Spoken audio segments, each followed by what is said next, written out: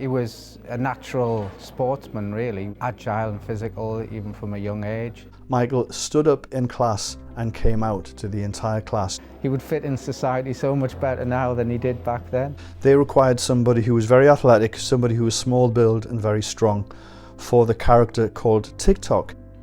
In the studio, I think he really struggled. And the way that Biddy was not nurturing. She didn't really understand that. That adds to the pressure, and you've got to just keep on talking in the same way as the rehearsal, as if nothing was happening. And it was tough. I wouldn't like to try it. A long time ago, in a land very far from the northeast of England, there lived a writer named Lyman Frank Baum.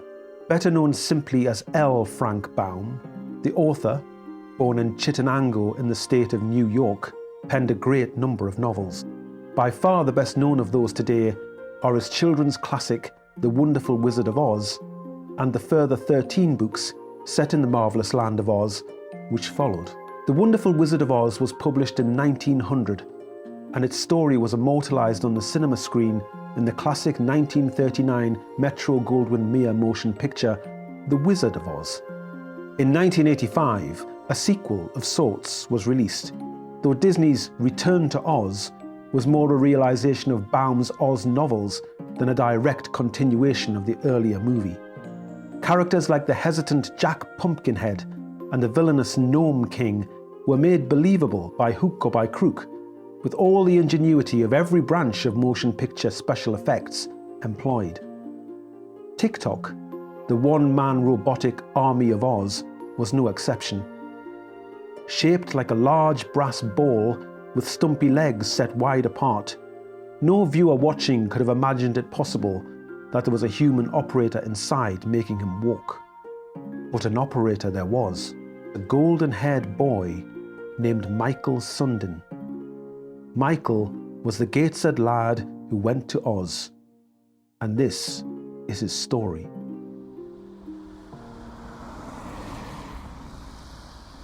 It's not exactly the Emerald City, but back in the 80s, the then BBC television centre loomed large in the British imagination. And Michael was thrilled to be going to work there. His friends back home were excited to see him on telly too. It was great to see when he popped up on Blue Peter though. Yeah. it's like, oh, there's Michael. The first Geordie presenter to ever be on Blue Peter. So that for the North East, and for Michael, I think he thought he was, raising the flag for the North East when he went down to London. They do on the trials for the presenters is they have a trampolining roll. So you have to get on the trampoline and at whatever level you're at, do some stunts and they'll coach you a little bit. So obviously that was trivial for Michael, that he could do that better than anyone ever on Blue Peter. I can remember coming home from work the first time I knew that he was actually on it and sitting down and watching him. I think he was doing some sort of cookery. I think it was something ridiculous like peanut butter cookies he was making. And I can remember looking at him and thinking, that's not Michael. Blue Peter needs someone who's active and able to try different activities for the programme, and obviously Michael was ideal for that. And he loved every minute with Blue Peter, because every week was something different, a different challenge, and he really, really pushed himself, and I think he was very well loved by the audience. I was living in, I just started work, and I was living in digs with a family in Lincoln. And I can remember the landlady's daughter being absolutely awestruck that I knew, not only did I know somebody who was now a Blue Peter presenter, but actually was a friend and probably had his telephone number in the diary. And I can remember she was, for the first time she saw him on TV, she couldn't wait for the next day to go to school to tell all of her friends that I know somebody who knows a Blue Peter presenter. Whatever physical challenge they throw at him for the programme, then he's going to do it. And he ended up doing things like running across Morecambe Bay, in the mud of Morecambe Bay with a bunch of Marines, and That looked like a really tough physical task, but he was definitely not a quitter. So he did that. He went into Red Arrows in the passenger seat in a Red Arrows plane. Again, massive physical thing. I think he did throw up, but he did manage it, you know. So again, it was a physical thing that he could achieve and stand up to, and I remember those with fond memories. And there's one time, I can't remember what the event was, there was a procession through London and Michael was to take part in that, and he was sitting in an open-top American sports car, and he said, "Oh, I've been asked to get 2 people to sit in the car with me." I thought, okay, so will you do it? I said, well, yeah, but we are nobodies. You know, you're this child TV star. Who the hell are they going to think we are? And so we were billed as Michael and friends. So we sat in the car with Michael as he went through London, and thousands of people cheering and waving, and I just thought, this is surreal. The period that followed was when Michael's public profile was at its highest, and unfortunately, he had a rough ride. You know, it was great to see that he'd got the job in Blue Peter and everything, which I think would have been a feather in anybody's cap and such an accolade.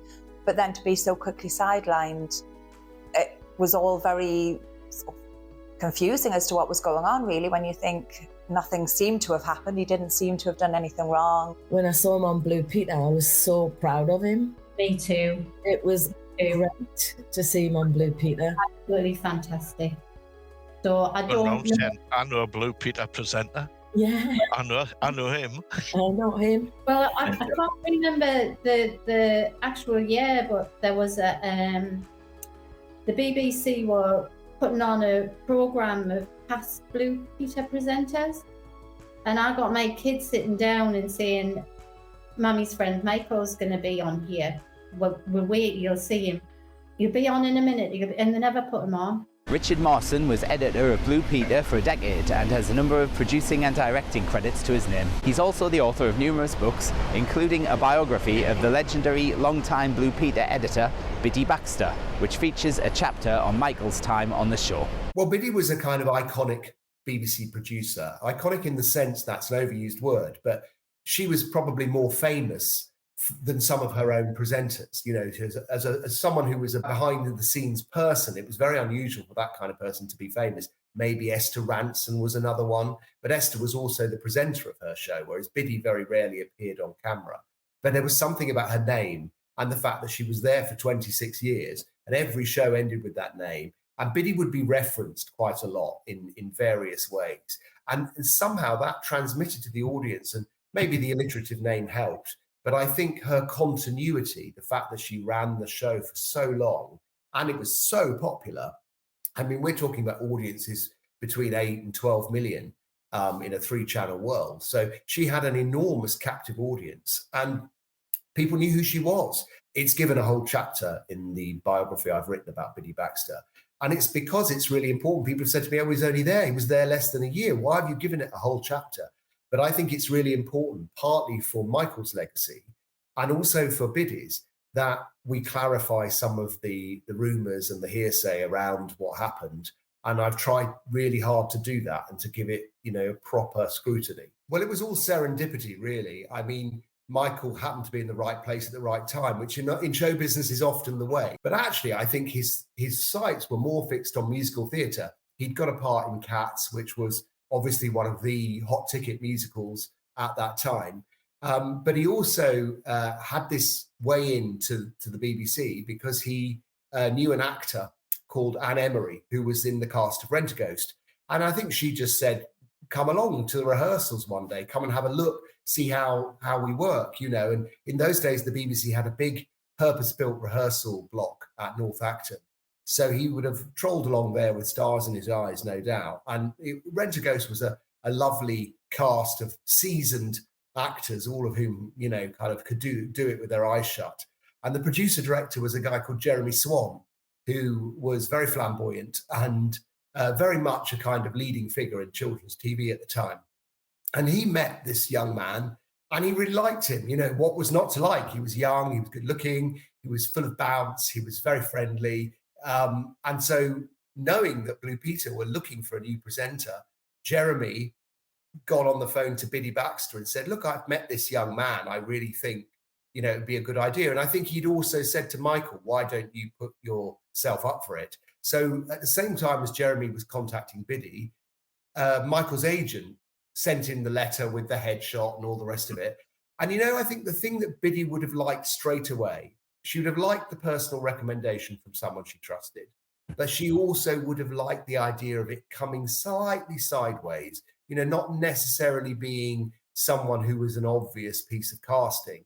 And Michael had kind of a certain, number of obvious credentials, but the very fact that he wasn't kind of desperate to be a presenter made him interesting to her, because she liked to cast people who were first and foremost personalities, real people in their own right, who she would then train to become a Blue Peter presenter. Even in my time, we still had the trampoline. And the idea of putting a wannabe presenter on a trampoline is that some of their personality is bound to come out. It's not a safe place to be doing an interview. And it was a good test to see whether they had the kind of ability to, think and talk at the same time and do something. He was a personality in his own right before he went on to Blue Peter. Biddy Baxter and Blue Peter and the production team bought into that. Young sportsman, successful, trampolinist, brilliant. And so they would project his image and use his image to hold their audience. I know when I look at some presenters, and I'll give you an amazing example, when Gary Lineker first started doing commentaries, sports commentary, I think even Gary would say that he wasn't at his best. Now he's at the top of his game. The more you do, generally, the better you become at it, and you occupy your space. We all do. And please, please do all that you can to help get our lifeboats and to help those starving children and families in Ethiopia, because it really is a matter of life or death. He's very likable. You can see completely why they would have thought he's got acrobatic gymnastic skills. He's very young, fresh-faced, friendly. Biddy had been to Durham University and always liked the idea of getting a presenter from that kind of area. And it was one of the things she put in the press release, that she'd been looking for years and years, and finally they found a Gateshead presenter. Being live as well, there was things that you had to cope with that were not in rehearsal. For example, he did a cooking thing with it was a peanut brittle or something like that, and after several rehearsals, then the live broadcast, his hands were so warm that everything was just sticking in lumps. He was trying to make these peanut brittles and it was just sticking, and it was a complete mess. And of course that adds to the pressure, and you've got to just keep on talking in the same way as the rehearsal, as if nothing was happening. So that's an example of the kind of pressure that live broadcast gives you, and it was tough. I wouldn't like to try it. There've been plenty of other presenters on Blue Peter who've had technically ropey starts, sometimes for maybe a year or two before the job clicks. He only had 10 months, and a proportion of that time, people were doubting him. I was amused watching. I watched him a few times on Blue Peter, and he was pretty good, and I think he probably lacked direction. He wasn't a natural presenter in front of a live camera. On the recorded pieces, like the Red Arrows, like the Royal Marines thing, he was much more natural, and it was an activity, so he wouldn't be just looking at a camera. And I think he was really good at that. But unfortunately, at the time it was live. It isn't anymore. But that was a big challenge, and I don't think he naturally fitted that. Biddy was definitely of the school of tough love. It was shape up or ship out. She wasn't really one to indulge in any way. And I think that toughness had a pro and a con side. I mean, I think people used to talk about Blue Peter being the university of television, that you would go there and if you could present Blue Peter, you could do anything else, because it asked presenters to be able to have multiple skill sets. And of course, they didn't, under her reign, they didn't have autocue. So they had to learn the script the night before. And then she would very often reorder the show and make lots of cuts because the show was live. So there would obviously be cuts that had to be made. That's ferociously difficult, even for an established professional. If you're somebody who has no academic background, no real, he wasn't a classically trained actor. He wasn't used to scripts and texts. And also, you're trying to be yourself, but you're reading words or learning words that someone else has written for you. That's a very hard thing to do. Most presenters struggle. And nowadays, we're much, much more fluid about saying, well, put it in your own words. Here's the bullet points, here's the key information, but you say it the way you'd say it. And the way that Biddy was not nurturing. She didn't really understand that. We have to remember the time that she worked in. Most TV producers in those days were very much more kind of stick than carrot. So he would be hauled in early morning and, she'd go through the script with him but she was very kind of ferocious and, have you understood that? Have you got this? And remember you've got to, and, all this stuff coming at you. Even the most confident person is going to find that undermining of their confidence. And I think as well, it was very, because Biddy was the leader, her tone and her approach would then have been picked up by some of the other directors and producers. And I think once a production team begins to think the writing's on the wall, it's almost a self-fulfilling prophecy. It happened years later with another presenter. And again, I think that presenter, she would have turned out to be great in the long run. I mean, it's easy for me to say, but I do understand what it takes to build a presenter's confidence and to get them working effectively. And I think one of the problems was that rather than, just playing to his strengths and his skills, there was an attempt to make him a Blue Peter presenter and do the kind of things that they all, an all-rounder like Janet Ellis. She could do the history of Queen Victoria and she could go and join Legs & Co. or whatever. She could do all of those things. I didn't find any evidence. I spoke to a lot of the women who worked in the correspondence unit where all the thousands of letters and cards came in every week. And a lot of those cards and letters would have been from children writing to the presenters, sometimes just asking for an autograph or whatever. But none of them seemed to remember any huge differential between Michael's postbag and the postbag of the other presenters. And people who had children at the time, who were Janet Ellis' daughter, Sophie, who's now obviously Sophie Ellis-Bextor, as she said it's the children who matter, and they weren't reacting negatively. If we were out, we'd maybe have a walk. Michael lived in Islington. There would be younger kids coming up to saying, "Oh, look, that's Michael off Blue Peter." I think the real hub of it is twofold. One, that I think Biddy and the production team lost faith in him. And I think combined with that, there was negative feedback from the adult members of the audience. So you remember back in that era, a socially conservative Britain, Middle England, who are a large part of the makeup of the Blue Peter audience, a lot of parents and grandparents watching. And I think there would have been a negative reaction, partly because people would have liked, what's this accent? People weren't used to that accent. They weren't really used to broad accents of any kind. Now, of course, television presenters, you have every accent from around the country, and they're all popular. They're seen as very positive. They're kind of in vogue. Back in those days, the majority of people on television spoke with a bit of a southern BBC accent, and Michael's Geordie accent was a bit of a challenge, and I think he was encouraged to try to dumb it down a bit. And poor lad, he did try, but it didn't always come off, and he ended up with a bit of a hybrid between London and the Northeast, which sounded a little bit strange at times. He was trying to suppress his Geordie accent and try and be more received pronunciation, so that was another challenge that would make him less natural. I'm doing it now, probably just because you point a camera at someone and you change your behaviour immediately. I think he never really got over that. But there was also a kind of, obviously he wasn't openly gay, and I dispute the fact that he appeared to be effeminate. I didn't really get that from watching Michael. I thought, again, you look at some of the stuff he did, it was incredibly brave and tough. So I don't know, maybe there was some underlying homophobia that was being transmitted that some adults picked up on. But adults in those days did matter to Blue Peter. I'd be amazed if Biddy Baxter didn't factor it into her decision, because the stuff that was coming out of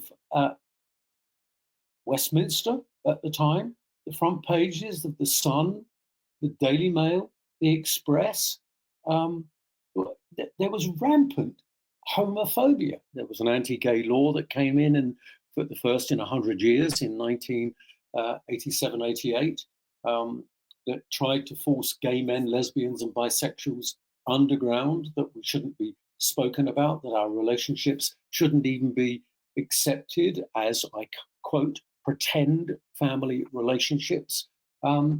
So the onslaught that you faced if you were what we now call LGB or T was in the media, and it was political as well as religious. It came from all sides. There was, I mentioned the first anti-lesbian and gay law that came in. It was called Section 28. And to be technical, it became Section 2A of the Local Government Act of 1986. And it said a local authority shall not promote homosexuality. They never gave us a definition of that. Now, this law was given birth by the Daily Mail and others, suggesting, and they produced 2 books to prove their point, that schools were trying to turn young people gay. One was called Jenny Lives with Erica Martin, and the other one was called The Milkman's on His Way. The fact that these were teaching aids for teachers in case there was somebody from a 2-parent background, two men or 2 women, or a young person might be questioning whether they were gay or lesbian. That was irrelevant. They presented, the Daily Mail and the rest of them presented, that gay people were trying to recruit young people in schools. Now, if Biddy Baxter took that out of her concept of looking at Michael on screen, then I would be astounded. The BBC, like anyone else, was affected by what they thought was public opinion and the loud voices of homophobia that were rampant at the time. As you mentioned, there were kind of claims that children didn't like Michael on the show, which, as you said, it was more the case that there were certain adults that didn't. But by your account, Biddy herself was quite consistent about claiming that it was children who hadn't liked him. Because you can't argue with it. A lot of people have claimed that Michael lost his job, purely and simply because of homophobic attitudes.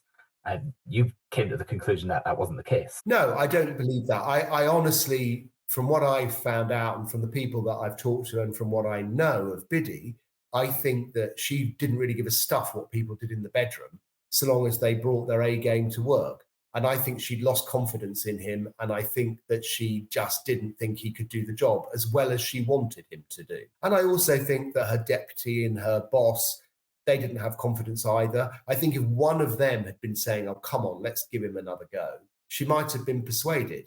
But I think that it was a sort of unanimous view from the head of the children's department, the deputy head, the assistant editor. I think all of them were saying, let's just cut our losses. Having said that, there was homophobia in some of the ways that Michael was referred to and talked about because it was ingrained in society then. I mean, Biddy would talk about, she might use the word puff, which she would never use now. But it wouldn't necessarily be, a kind of pejorative term. Like, as we understand it now, it might have even been affectionate. And Biddy, very shortly after Michael Sundin left, she employed another gay presenter. So that kind of gives the lie to the idea that if she was homophobic, why would she willingly, within 18 months, hire another gay presenter? She just wouldn't have gone there. And the way in which he found out he was being let go from the show, that was quite abrupt, wasn't it? Well, it was extraordinary, really, because Michael Grade, who was the new controller, was due to have a visit to the studio. And obviously, understandably, when some VIP like that's coming along, you want everything shipshape and all kind of, and Biddy was busy and preoccupied with that. And it was right at the end of that series. And they still hadn't really, there'd been a lot of talk about, are we going to continue with Michael? Are we not going to continue with Michael? As far as Michael was concerned, yes, he was continuing. And yes, he was going to go on the Blue Peter summer expedition to Australia that summer. And he was wanting to arrange time to go with the costume designer to buy some clothes for the trip. And one of the key directors on the trip had been saying to Biddy, you've got to make your mind up. He really think, plus they were planning all the stories and the schedule and all of that. So Michael's on the studio floor. Biddy's preoccupied about the Michael Grade visit. And Michael Sundin is in her ear saying, Biddy, I need to, I want to get this shot. And apologies for my attempt at the accent. And she said, don't bother, darling, you're not going. And that was witnessed. Biddy claims to have no memory of it, but that's sort of convenient, isn't it? But others who were there, and Michael phoned Janet Ellis that evening and told her about it, and Janet was like, "You're joking? Surely she was." It turned out, yes, that is what she said and what she meant. And I think that apart from the fact that they were dithering about do they carry on with him, because they nearly got rid of John Noakes and they nearly got rid of Yvette Fielding later. So there was always that slight touch and go thing with a new presenter. If they weren't delivering, there's always the conversation at the end of the first contract. Do we renew the contract? Do we carry on? And the fact was there wasn't any enthusiasm to do that for Michael. But equally, I think Biddy would have thought, if I tell him too early, I don't want a depressed, miserable presenter lurking around the studio for the last 2 or 3 weeks of the run. And that's very ruthless, but that is also very pragmatic. And she was ruthless and she was pragmatic. And as tough as she was, everything she did, she would argue was for the audience's benefit. And so that's what I think the thinking was. But I mean, looked at from a 21st century perspective, it's kind of an HR nightmare, and a human nightmare. Why would you treat somebody like that? I mean, it's a difficult one to read now and not think slightly, She would never say he was sacked. She would say, we didn't renew his contract. And I used to tease her and say, well, what's the difference? And she'd say, it's much gentler to say, because in showbiz, she says contracts are not renewed for a variety of reasons. It doesn't imply that that person is no good. She said, I did always think that they were going to have a career beyond Blue Peter. Therefore, rather than saying we dropped them or we sacked them, we would say we didn't renew the contract, no hard feelings. To prove that that was the case, I mean, Michael was still included in the review of the year. Michael was he was on the cover of the Blue Peter Annual. There was no sense that they were going to airbrush him out of the program at all. And that's one of the falsehoods that's grown up over the years on the internet, that as soon as he left, he was never mentioned again. That's not true. You should never lose sight of the fact that you can't blame people for saying yes to a great job. And if it doesn't work out, it's as much your fault because you made the wrong choice or you didn't produce them in the right way or whatever. It's not all on that person. But of course, the way the public, encouraged by the press, tends to see it is that it's that person wanted to be famous, therefore it's their fault almost. And I think that's slightly in the British psyche. In America, they're a bit more like, yeah, go you. There's a little bit more like we're on your side, we're rooting for you. Whereas here, people traditionally, particularly through the prism of the tabloids, love to see people trip up and fall flat on their face. You can absolutely see the way that the media landscape that Michael worked in was homophobic as we would understand it now. For people who do believe that Michael was the sort of victim of a kind of systemic homophobia, I suppose, there's a quote, isn't there, that would be easy through that lens to interpret as a sort of dropping of the mask, which was in a 1989 book called Blue Peter, The Inside Story, authored by Biddy Baxter and Edward Barnes. And there's a quote that says, because of his voice and manner, he came across as a whinger and an effeminate whinger to boot. What do you make of that comment? Well, I don't think it's fair to say that he came across as a whinger because I've watched I think I've probably watched most of the 78 programs or 77 programs he did.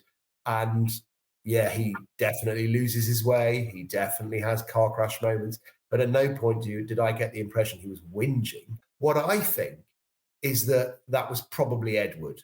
Edward was he was the head of Children's, and he was never a fan of Michael's. And he did think that it was a problem that he perceived Michael to be camp, and he didn't think that was a good fit on Blue Peter. You could be camp on other programs. Kenneth Williams doing Jack and Ori couldn't get camper than that. But I think he had a real problem with the idea of a Blue Peter man being effeminate, and so I suspect that was much more Edward's point of view. But I would also say in Edward's, just to contextualize a bit, that again, if you think about the generation of man, Edward was born in 1928, I think, and that generation grew up with even more homophobia than was present in the 80s. And actually in the theatre, which is where Edward came from, is probably the safest place to be gay in the 50s and 60s while it was still a criminal offence. But you still, I think you still find people like that. It's difficult for them to totally shed their prejudice, especially when they're backed into a corner, perhaps, and they're thinking, oh, we're making a mistake here. And so that's why I think that phrase was used. I think he was justifying, we'd made a mistake, and that was sort of his justification. But of course, it came back to haunt them because it's really an appalling thing to write. And it wouldn't be true to say that it ended his career, would it? No, not at all. I mean, Michael, one of the kind of, I suppose, the consolations of him leaving Blue Peter when he did. I mean, he would have wanted to continue and crack it, I'm sure. But given that wasn't the option available to him, he had a summer of well-paid promotional work for Disney for Return to Oz. And then pretty soon after that, he went back to musical theatre, which was his roots, where his skill set was very well suited to that. I don't think he had any great regrets about Blue Peter's decision. It was understood why it was not working out. Any publicity is good publicity, really. So a role that gets you nationally known, even if it didn't work out, it would have been okay. It's a blip, but it was a step. In the business of being an artist of one sort or another, you take terrible knocks and you have momentary triumphs. You just got to pick yourself up and get on with it. Now, we contacted the BBC to offer them the opportunity to comment on 4 specific points that came up during the research for this feature. 1. Suggestions that Michael's homosexuality was a factor in his contract not being renewed on Blue Peter in 1985. 2. A popular belief that Michael's time on the show was not acknowledged in later Blue Peter retrospectives. 3. A remark made by Biddy Baxter in a 2007 interview with Mark Lawson, claiming of Michael that children didn't like him, which Richard Marson, in his book Biddy Baxter, the Woman Who Made Blue Peter, claims he found little supporting evidence for in his research.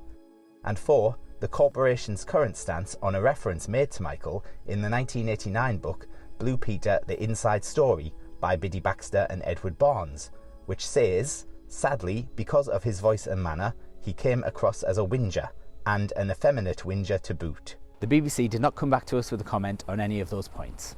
A matter of months after his final appearance on Blue Peter, Michael made front page headlines after a video surfaced of him dancing at the Hippodrome nightclub. This is the evening that his friend Chris Welch has already told us about. And there was an exotic dancer on the stage, and one of the things that they often do is they get audience participation. They try to pull some people out of the crowd up onto the stage. And normally it's sort of a bit to take the mickey out of them and to sort of maybe embarrass them a little bit in a positive way.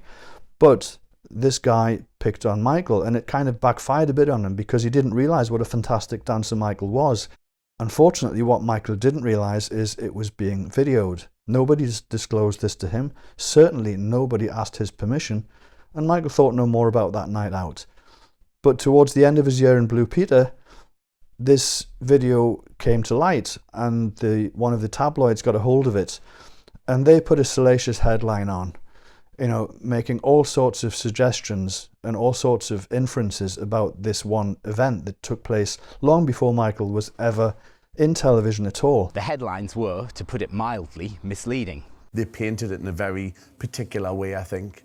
And I think there was a quote that said it would be disgusting for families and a bizarre sex show for gays. And there was all this terminology used. So yeah, I think it was titillated. And I think very much back then, particularly in the early 80s, gay men were used as a source of that. The terminology, the language is so hyped up. And when you look into what it was, and it was a mainstream West End club, it was a silly kind of burlesque act, really, that he was roped into, and someone had a video camera. I mean, nowadays the reaction would really be, so what? You know, there was no criminality, there was no absolute lewdness. It's shocking when you revisit it from a 21st century perspective, the kind of just rampant, judgmental sort of, and it's the implications, is that basically there's a lot of ... They are trying to correlate that someone who's a children's presenter who did what he did is therefore somehow inherently a pervert and unsafe to be around children. That's the kind of undertone, not even undertone, it's the overtone.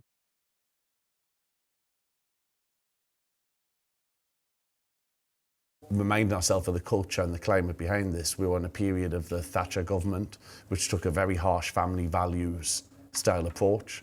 There was a great deal of decriminalisation had just happened in Scotland in 1980 and in Northern Ireland in 1982.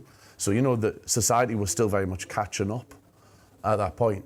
So I think gay men were an obvious source of titillations, and anything around sex was viewed as obscene. And gay men were particularly always presented as a threat to children. It was something they hung around our necks as wrong and as defaming as it was.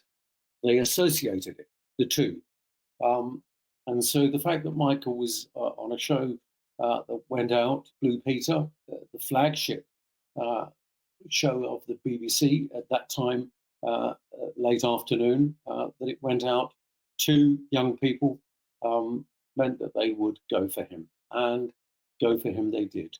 Referring specifically to this video that the press spoke about, and of course, unlike nowadays, people wouldn't have been able to see it very easily. What sort of reaction would you expect, like if something very similar happened now compared to then? Now, I think we're so used to it, aren't we? I think in 2024, then we are getting used to this whole idea of titillation and sex. It's everywhere. I mean, we watch TV shows like Naked Attraction and see bodies revealed in all their glory. We've moved on a lot. I mean, it wasn't that many years later, remember, that the Chippendales were announcing onto the scene, and so times were changing. I think now we wouldn't view it under the same light at all. It wouldn't have the shock horror factor about a presenter doing something like this. And of course that had a very detrimental effect on his career. And although Biddy Baxter complains that this is not the reason that Michael's contract wasn't renewed, a lot of people think that it had something to do with that. And for a lot of people, because although that happened after he left the programme, of course, people they're not historians of Blue Peter or Michael Sundin. So they just mix it up in their head and they say, oh yeah, wasn't there some, gay scandal that meant he got sacked for being gay? Michael had an idea for a new TV show. It was going to be called The Fit Kid Show, and it was going to be a fitness program for children. I think he would have been really good at that. But unfortunately, after this shocking thing that they did in the tabloid paper, then there's no way that was going to happen, sadly, and that was a great loss to everybody that he wasn't able to do that. A press interview that Michael gave, in which he attempted to claim that he had been previously gay but was so no longer, is perhaps best regarded as a sad document of the times that he lived in. It's frankly heartbreaking to think that the boy who so bravely came out to his classmates felt that this was what he needed to do to rehabilitate his public profile. I mean, it led to an environment where he himself ended up making quite voiceless statements about the gay period of me was just a phase. That to me screams a PR person in the background desperately trying to cover up what had happened, rather than he himself making a rational decision about his own life. So that was a disgrace, but it was not Michael's fault. That's the way he was treated, and it was shameful. For me, much of the tragedy of Michael's story is that events conspired to rob him of his voice in the telling of it. The press interview that I mentioned is an example. It is Michael speaking, but it's not Michael speaking his truth in his own words. It's more like a negotiation. It's awful that Michael thought this was what he needed to do to win people over. Worse still is to think that at that time you can really quite understand why he did think that. I think soon as it became clear that Michael was gay, or that his sexuality wasn't defined as heterosexual, that his days were numbered. Because the 1980s were a very, very dark period. We had AIDS and HIV, and so to be a gay man, suddenly they could defame you in a way that they hinted at before, and we were attacked and vilified in the press. I'll give you an example. I went into EastEnders playing a gay character. First time a non-stereotypical gay character in a soap. Right before I even appeared on the show, the front page headline of the Sun, with my photograph beside it, was EastBenders. There were questions in Parliament as to why the BBC were putting gay characters into a family show, given that, quote, AIDS was swirling around, and it was called the gay plague. When I kissed my boyfriend in the show on the forehead in 1988, there were calls for the show to be taken off air from Parliament and from the media. The front page headline of one of the newspapers was "Filth. Get this filth off our TV now." Filth was the word. The News of the World, this is just to give young people a flavour. The News of the World had a centre page spread, and the headline was "Secret Gay Love of AIDS Scare East Ender," outing my boyfriend, who became my husband, to his family and friends. They put the location of where we lived. That Sunday afternoon, a brick came through the window. It was the first brick, and it wouldn't be the last. Hatred was encouraged against lesbians, gays, bisexual, trans people. There was no protection in law. All of the protections that we now have came from 1997 onwards. With the change of government, the Labour government started to introduce these things. And therefore, we became out and open in our response to AIDS and HIV. It was a very dark world, and that is why many people hid their sexual orientation. I still know someone who, from that period, always had a girlfriend, a live-in girlfriend. He's as gay as me, and he's now married. Because once you begin the lie can take over your life, and it's hard to undo such a deception. I think Michael is an inspirational figure in lots of ways, because many people who had had his early success, followed by that huge setback, and not so much the setback of leaving Blue Peter, but the way that he was treated in the press, that would have broken and destroyed a lot of people. And however much agony that caused him, he motored on, he moved forward, he wasn't bitter. It's so important that we don't remember people in a kind of gossipy way, because that's where, people fill in the gaps with stuff that's totally made up.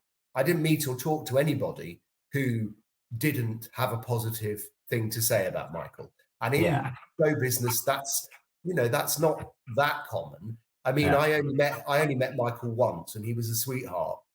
At that point, he was already very ill, so he was putting on the eyes and teeth to be there. He'd come back for Biddy's farewell appearance on Wogan, And, you know, he was all eyes and teeth. And you know, again, when I spoke to people who'd worked with him in theatre, and, you know, everybody who'd encountered him found him, even there were one or two directors who sort of thought he was a mistake as a piece of casting, but they couldn't fault his attitude, his bravery. I mean, he did extraordinary things, and he'd fall over and he'd get up and say, do you want me to do it again? And, you know, he didn't have a side.